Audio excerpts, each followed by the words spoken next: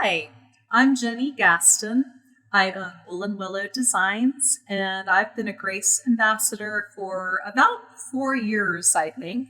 And they asked me if I would do a little video for you using their TrueCut combo pack. And so I have the handy dandy 6.5 by 12.5 inch ruler, the True Grips, and the wonderful Ergo rotary cutter. But what I really love about this is the fact that the rotary cutter is Ergo, because a few years ago I had to have carpal tunnel surgery, and this really helps me to be able to cut. And even though I'm all healed up and everything, the range of motion just isn't perfect. So anyways, I really love it. And it has a groove on it. It has an extra little groove on it, if you can see that in there, that rides along like a track of the ruler, which makes it wonderful because you don't have that, if you accidentally veer off to the side and you make a wonky looking strip. And then the True Grips are also wonderful. They're little circle shaped, clear circles, and you just put them on the back of your ruler in whatever conspicuous spots you want to put them in. Since they're clear, they don't get in the way of anything. You just stick that on there, and it enables your ruler to just stay in place and not slide. And then when you have the little track thing going on there, you don't have trouble with it veering off to the edge. So that's what the combo pack is. It's a package of the True Grips, the 12.5 by 6.5 inch ruler, and the rotary cutter. And then, I loved it so much that I went ahead and got the 6.5 by 12 inch ruler and the 6 by 6 inch ruler because, once I found out I loved that so much, I had to have all of them because that is how I roll. I love gadgets. So what I'm going to show you today is the title of the video is Fun with Cheater Fabric. This is a fabric that I designed for my first line of fabric with Marcus Fabrics. And it was based on a quilt that I made, I think it was in 2019, where I actually pieced all of the little strip blocks, but we made a cheater fabric.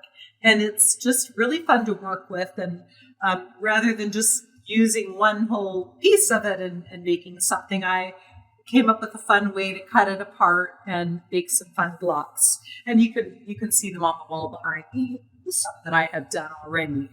But in order to cut those out, since the fabric's just kind of printed right on, the lines might not be perfect. And if you try to just put the rotary cutter right on there and cut, chances are it's not going to be right on the line on the other side either. So what I do is just open it up, and then I take my TrueCut ruler and I start with my rotary down on the line separating these two rows and see how far I can go.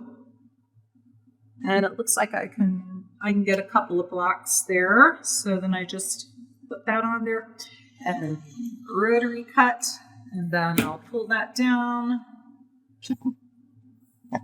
and just keep going. You could do this with your scissors, but I just like the nice smooth edge.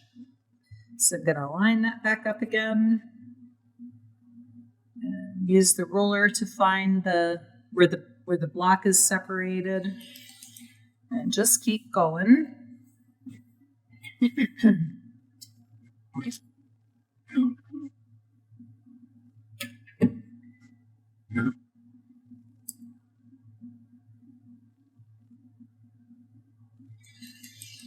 And then I'm going to just smooth that to get the last one. And that is how I get my first row off. Then I just need to cut some apart. So I don't really need this great big one, so that's why I got smaller ones. Then I'm just going to cut those apart the same way. And these just need to be 6 inches, which is what they are. They're 6 inches each square. And I won't cut all of them for you. I have some done ahead of time. So I've got them all cut apart. And then the next step for the block is in the fabric line, there are 6 light prints and 6 darker prints. There's a cheater in the multicolor and then a cheater in the light color. And so I'm going to show you the dark color, but you'll need 6-inch squares. So I've already got of the lights, so I've already got some ready. So just line that up and cut.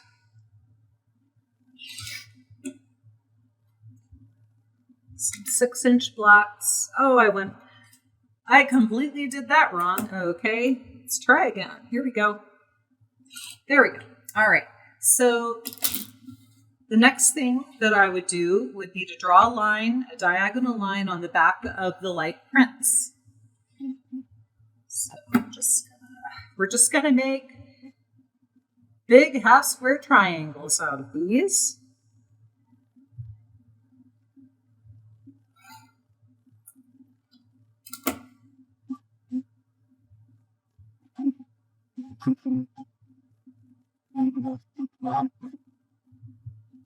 See? And then we're going to line these up. So I want them to be separated so that the lines are going away like this. So you just want to make sure you make it so that when you layer these up, the line is going across the strips. Just like this.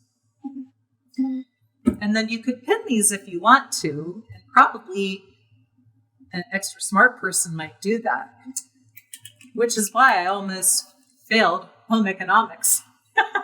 Because my mother already taught, we're going to go over to the sewing machine.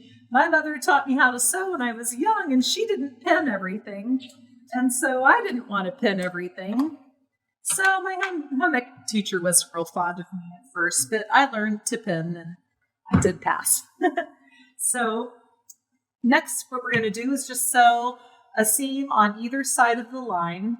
I know a lot of people like to do scant 1/4 inch, but this isn't the only time I do a scant 1/4 inch because I want to make sure I have plenty of room to square up my block when I'm done. And I've always wondered why people say square up, because you're actually cutting some off. So shouldn't it be square down? That is what I call it. So just gonna get my machine ready here. And sew on each side of the line. And we're just gonna chain piece these.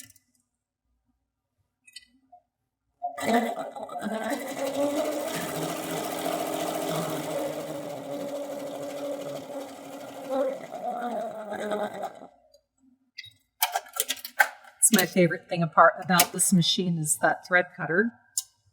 All right, down the other side.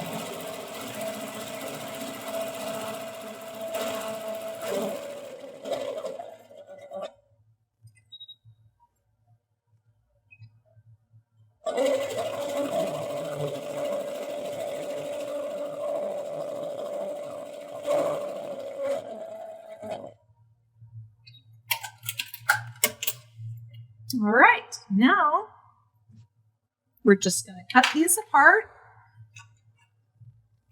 and then press them. I don't normally sit and cut, but with these little gripper things on the back and that little channel for the rotary cutter, it really helps me to feel confident that it's not going to go running off anywhere. It's not going to run off and cut my finger either. So, all right. So now I'm just going to press these. Handy dandy.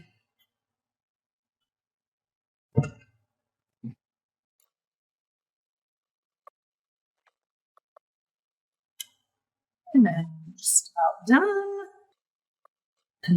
And for the little quilt on the wall that I have already done ahead of time, I used each of my fabrics, 6 fabrics. I think I cut 3 blocks, 3 squares from each of the fabrics. And then now we're going to go and trim these up or trim them down. Okay. So to trim them down, I'm going to use the square, although you could do this. I like the smaller one to do this. And I'm going to line up, I'm going to trim these to 5.5 inches square.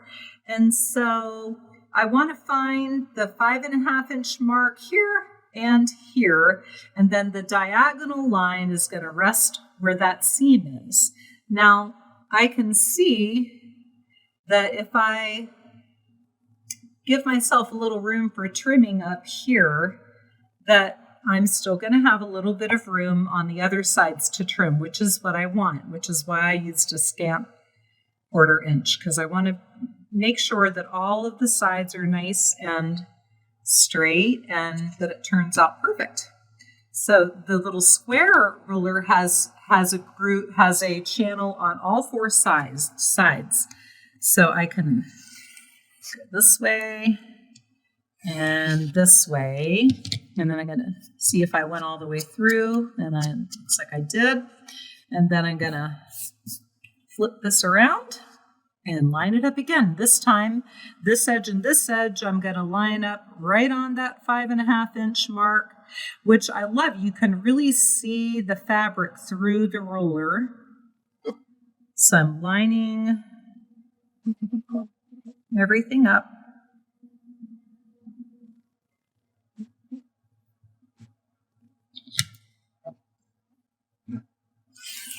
Trim off the edges.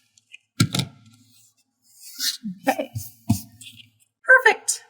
And so you keep doing that, and then just kind of try to, it looks random, but I wasn't very random. I sort of did a pattern so that I had, these 3 are different. And then I start over again. And this time I put this color down here, this color up here. So I just kind of did that. And it just, I have a few of them, these 4 I sewed together already. And I still have the bottom row to sew together. But what I think will be fun to do with this is you could leave it just as it is, with just the way it is. Or you could add some applique to the light centers, which would be fun too for people who love applique like I do. They also would look fun if you were to place them with the stripes on the inside. Well, those are exactly the same, so you would want to mix that up so that you didn't have the same.